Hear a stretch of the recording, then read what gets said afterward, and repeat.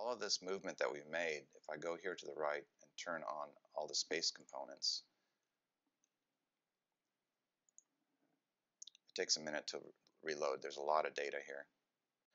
So now what we see are the furniture pieces.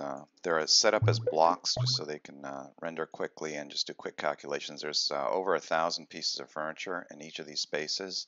These are based on specific owner requirements of what they want in each exam room, for example. We won't go into these right now. We'll see them later when we go into other desktop BIM applications. But one interesting thing that we can try right now is let's do a quick export into COBie. COBie is a construction operation building information exchange. Even at this stage, we can export COBie, and this is actually interesting. It's giving me an error because COBie has a very specific rules. It says the exporter could not proceed because of the following issues. It will give you specific information here. All the spaces require space numbers. So what's happening here is that these spaces that we put in here, the front lobby, for example, does not have a space number. Let's call that 101. We at least need a space number to differentiate between spaces in COBie.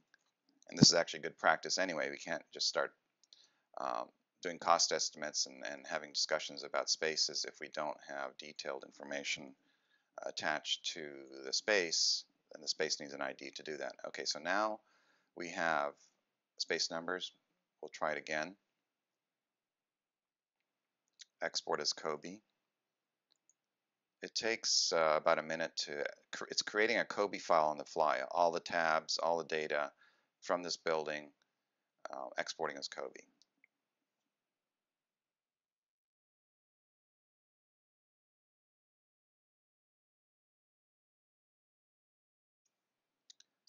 Here's a COBie file.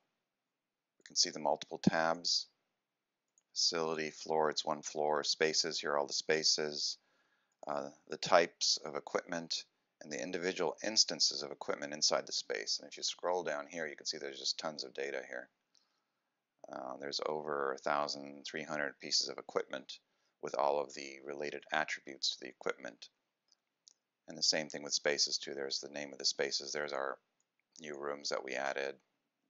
The reason for creating this COBie file is to be able to pass data from one application to the next. So for example, from the BIM that's used for design into operations for facility management applications. So having the listing of floors and spaces and components that you see in COBie, this data will make its way over to the other applications. The intent is not to manually fill in this COBie file, although you can do edits, and in theory you can fill this whole file up in Excel. It's actually relatively complicated as you start getting complex relationships between equipment and types of equipment and zones, and it starts getting very, very complicated.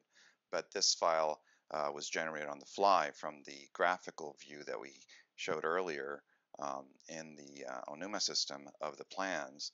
So as we change the room size, for example, it automatically changes that COBie file. And that's really the intent of this part of the exercise, is to show that even in this early stage of design, we are actually creating COBie files that can be used by other applications, for example, to do an analysis of, is a design following the program requirements that the client asked for. In the next exercises, we'll get into more detailed analysis of this particular building.